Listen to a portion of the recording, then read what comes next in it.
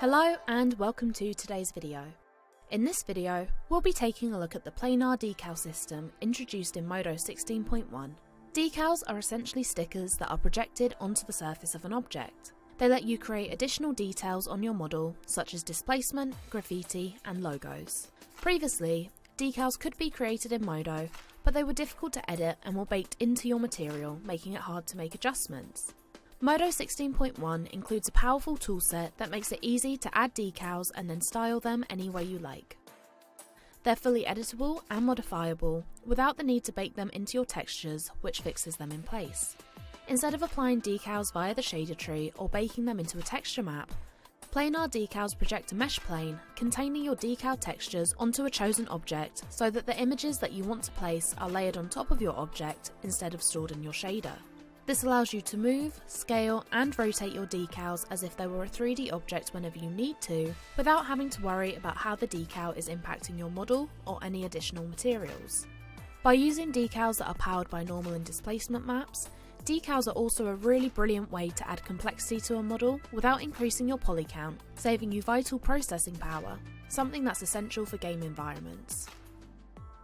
In this tutorial, we'll be using decals to add surface details to this robot model. I'll show you how to set up a decal, as well as the two ways that planar decals can be projected onto the surface of an object. Both workflows are fully procedural, but the first setup that we'll take a look at is a manual approach where we create and set up the decal planar mesh op, and then hand place our decal on our object.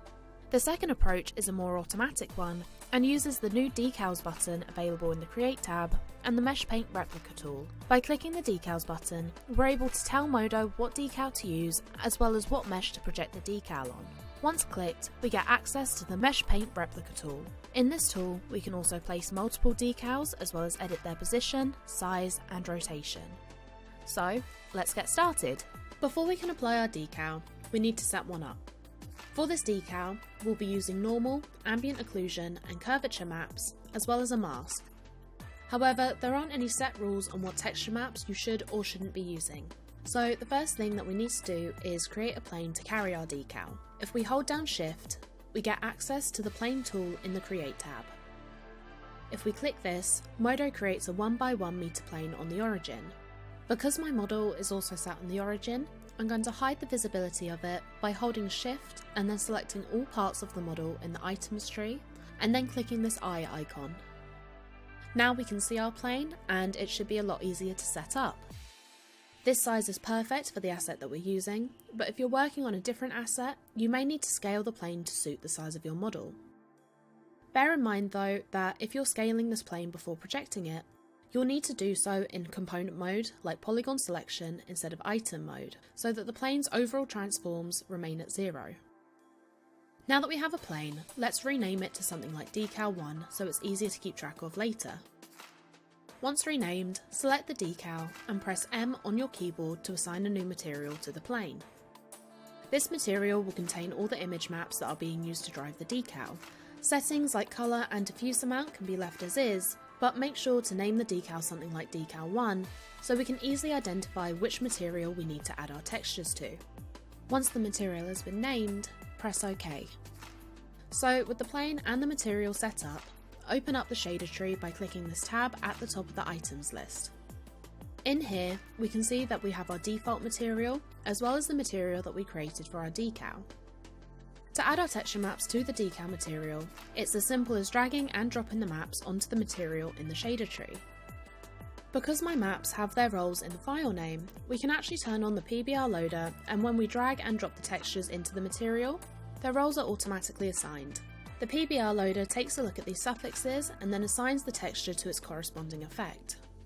This is especially useful if you're planning to use a decal that was provided as a preset, as many images that come from a material preset may contain a suffix defining which effect each texture map has within the material. All of this is detailed in the documentation for Modo, so if you need any more information, feel free to head over to the link displayed on screen. So with that turned on, I'm going to grab my normal, curvature and ambient occlusion maps as well as my mask and then drag them into my material. Because we turned the PBR loader on, we can see that the normal map has already been tagged as a normal map. The curvature and ambient occlusion maps are still being treated as diffuse though.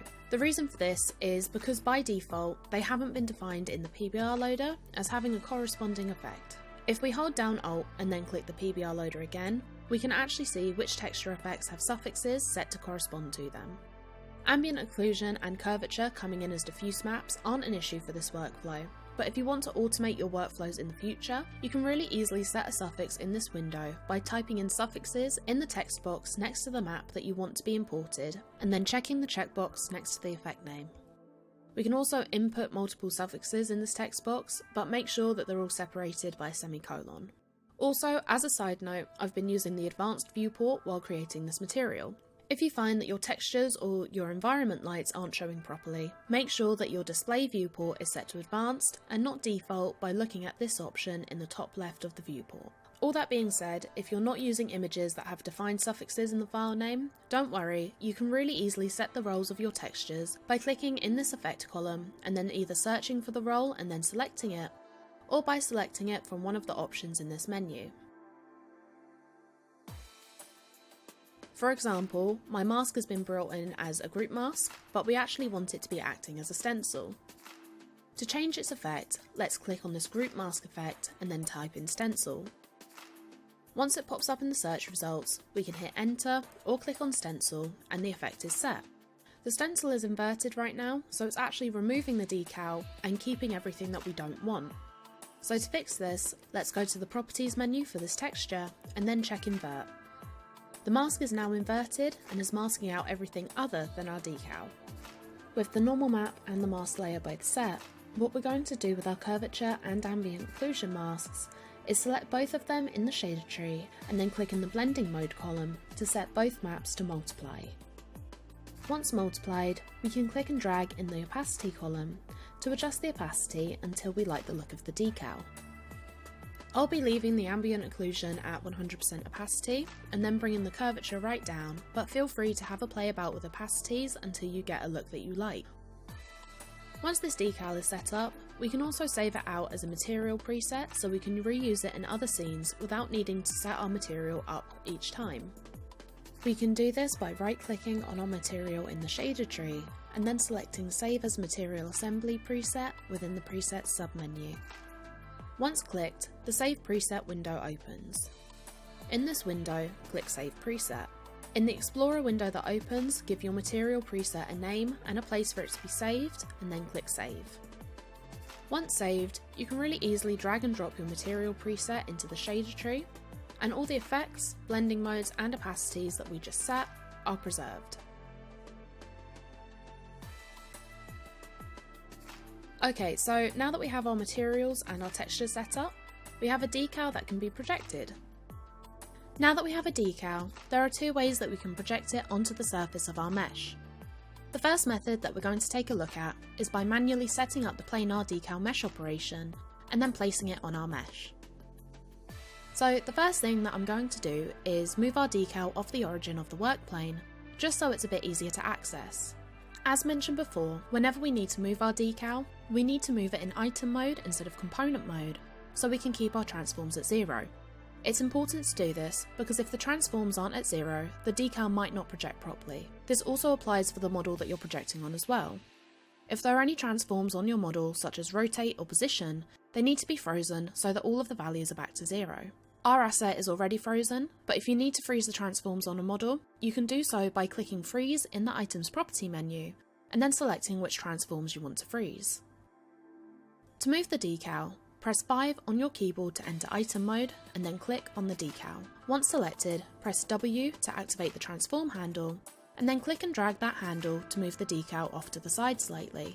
With the decal moved, let's turn the visibility of the model back on by holding down Shift, selecting all parts of the model in the items list, and then clicking the eye icon. With the model's visibility back on, we can set up the decal planar mesh op that's going to be projecting the decal. To do this, press N to create a new mesh item. This is going to contain the decal planar mesh op, so make sure that it's left empty for now.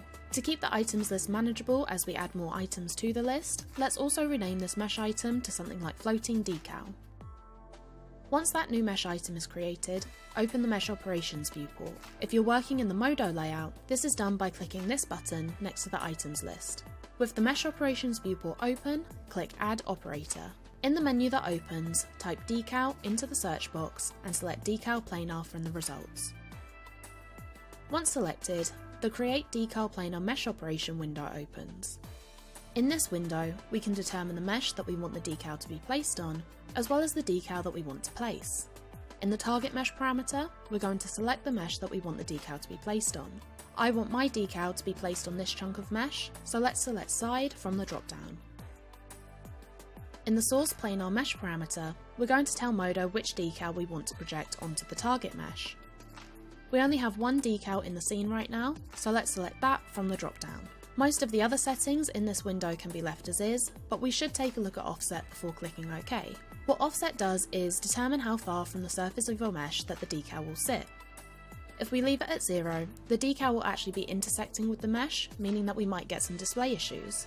To avoid this, let's change the offset to something like 1mm, so it's floating just above the surface of the mesh. With that set, we can press OK. Now, it looks like the only thing that's happened is that we can't see our decal anymore. This is expected because the decal hasn't actually been placed on the mesh yet. To place the decal, click and drag the decal in the items list, and then hold it over the mesh that you want it to be placed on. After a second, the Drop Actions menu becomes available to you. In this menu, select Place and Align. Once selected, we can see that the decal is now placed on the mesh. Now that the decal is on the mesh, there are a few things that we can do to make sure that it's properly aligned on the surface of our mesh. So, for example, this decal is actually way too big for where we've placed it. Luckily, it's super easy to resize a decal even after it's been placed. All we need to do is select the decal in the items tree, or by using item mode, and then press R to scale it. Because decals work best when they're aligned to the surface normals of a mesh that they're being projected onto, we should also change our action center to local. This can be done by clicking this button at the top of the viewport and then selecting local. Once the action center is changed, the orientation of the transform handles change so that they're aligned to the surface of the mesh. This basically allows us to scale our decal in context of how it's been placed. With the scale tool active and the decal selected in item mode, let's scale this decal down a bit. As I'm scaling my decal, I'm also noticing that the positioning of the decal is a bit off, and I want it to be rotated so it's upright instead of skewed to the side. As long as local and item mode are active, we can also adjust the position and rotation of the decal on the model in the same way we scaled it. But instead of pressing R to scale, press W to move the decal and E to rotate it. Now that the decal is placed on the mesh, if we rotate the viewport a bit, it looks like this decal is actually being stretched across the surface. There are a couple ways that we can fix this, so let's take a look at the Properties menu for the Decal Planar Mesh Op. To access the Mesh Op's properties, make sure the floating decal mesh item is selected in the items list, and then select the planar decal in the Mesh Op's viewport. The first thing that I want to do in the Properties menu is adjust the Relax mode and the UV iteration for this decal. The way that decal projections in Modo work is by creating a boolean of the mesh that is carrying the decal, and then relaxing the UVs of that mesh over the mesh that we're projecting the decal onto. If we open up the UV viewport and select the UV texture option here, we can see that we have UVs for our decal being relaxed on top of the UVs for the model. If we go back to the Mesh Ops Properties menu and then cycle through the different options for Relax mode, we can see that the UV map of the decal is changing depending on what mode we're using. However, looking at how the decal is sitting on the mesh, I think that Adaptive mode probably looks best. It is, however, still a bit stretched. This is where UV iteration comes in. This controls how many times the UVs for the decal are relaxed. The more it's relaxed, the less distortion we have, so let's click and drag these arrows in the Relax iteration input to raise the amount of iterations we have until the distortion is gone. So for this decal, it looks like 40 iterations has done the trick. If we close the UV viewport and then rotate around our model, we can see that most of the distortion is gone and the decal is looking good. Now, there are two more really important settings in the Properties menu that I want to go over. The first one is one that I mentioned earlier, and that's Offset. Offset controls how far away from the mesh the decal sits, and it's useful if you're planning to layer decals or have some really complex geo that's being projected on. If I increase the offset amount, we can see that the decal is now floating further away from the mesh and is no longer sat on top of it. We don't want this, so I'm going to drop that back down to 1mm. The second important option to be aware of are the positive and negative depth options. What these two options do is determine the planar projector's location in relation to the mesh. Positive depth determines how far into the mesh the decal should be projected, while negative depth determines how far away from the mesh the projector needs to be. So to demonstrate this, I'm going to replace my decal by dragging it from the items list and then align and placing it onto the model again. Right now it looks fine, but if I turn off the visibility of this top piece and then look inside the model, we can see that we've actually ended up with more than one decal. To fix this, we need to adjust the positive and negative depths of the decal. The easiest way to do this is by enabling the Show Depth Handle option in the Properties menu. This allows us to adjust our positive and negative depths in the viewport instead of having to manually put values in the parameters. If you're not seeing the depth handles in the viewport after enabling them, you may need to press Q to drop any active tools. So with the handles active, click and drag the blue handle to increase the positive depth. When doing this, it might look like the decal has disappeared, but this is fine. To get it back on the mesh, click and drag the red handle to increase the negative depth. The decal is now back on the mesh, and if we take a look at the inside portion of our model, we can see that some of our unwanted decals are gone, but some are still being projected through. To fix this, all we need to do is drag that blue handle again until it disappears. Now if we look at the front again, we have one decal that's being projected nicely and is only on the front of the model. So with those all set, we now have our first decal. So I mentioned before that there are actually two ways that we can create a decal.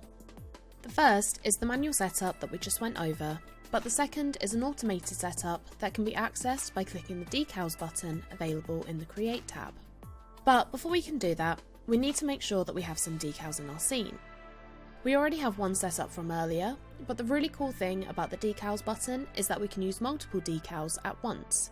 First off, we're going to turn off the visibility of the model and then create another decal using the same method as before. First, we're going to create a plane by holding Shift and then pressing the Plane button in the Create tab. Once created, let's rename this new plane to Decal 2,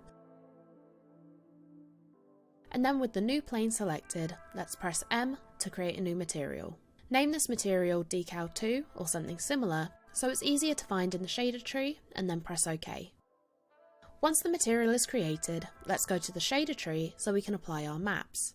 Again, my maps follow PBR naming conventions, so I'll be turning on the PBR loader before dragging my maps into the material. With the PBR loader turned on, I'm going to grab my normal, curvature, ambient occlusion and mask textures from the file browser and then drag them into the material. The normal map is already set to a normal effect, so this can be left as is. For the mask, we're going to click in the effects column and then set the effect to stencil. Once again, the mask is inverted, so let's go to the Properties tab for this texture and then click Invert. With the mask masking correctly, let's select the curvature and ambient occlusion maps in the shader tree and then change the mode to multiply in the blending mode column. Once set, let's adjust the opacity of the curvature map in the opacity column. With all of our effects set, let's select all of those textures in the shader tree by selecting the first map in the material, holding down Shift and then selecting the last map in the material. With all of those selected, let's go to the Locator tab in the Properties menu and then set the horizontal and vertical repeat to edge so our decal doesn't tile if we need to adjust the UV relax mode or UV iteration later on. With those textures applied, we can now select our decal in item mode and then shunt it off to the side a bit so it's not covered by our model once visibility is turned back on. With that set up, let's make the model visible again by selecting all parts of the model in the items list and then clicking the eye icon. So to set up a decal with the Decals button, all we need to do is press the Decals button. Once pressed, we get a window very similar to the one that we got when creating the decal planar mesh op. In the target mesh option, we're going to choose the mesh that we want to apply our decal to, and then in the scene decal option, we're going to choose the decal that we want to project. Once everything is set, click OK. Once OK is pressed, you might think that nothing has happened. Visually, we can't see a decal, and this is because we haven't placed it yet. But if we take a look at the items list, we actually have a new folder called Decal. If we expand this folder, we can see that we actually have two mesh items, one called Decal Mesh and the other called Decal Source Merged. These two items work in the same way as the decal planar mesh up that we created earlier, and all the decal button does is automate this setup and give you an easier way to project multiple decals on a mesh. So the other thing that you may have noticed is that as soon as we clicked OK, the Mesh Paint Replica tool became active. This tool is how we'll be placing our decals and then editing them later on. To place our decal, all we need to do is click on our mesh with the Mesh Paint Replica tool active. While Mesh Paint Replica is active, we can continue to click on the mesh to add additional decals.